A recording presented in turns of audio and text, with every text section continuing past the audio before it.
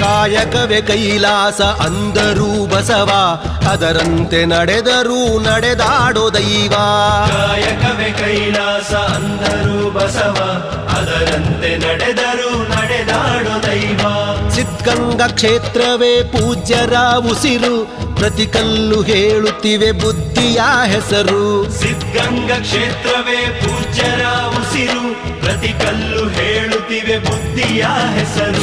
ಕಾಯಕವೇ ಕೈಲಾಸ ಅಂದರೂ ಬಸವ, ಅದರಂತೆ ನಡೆದರೂ ನಡೆದಾಡೋ ದೈವ. ಕಾಯಕವೇ ಕೈಲಾಸ ಅಂದರೂ ಬಸವ, ಅದರಂತೆ ನಡೆದರೂ ನಡೆದಾಡೋ ದೈವ.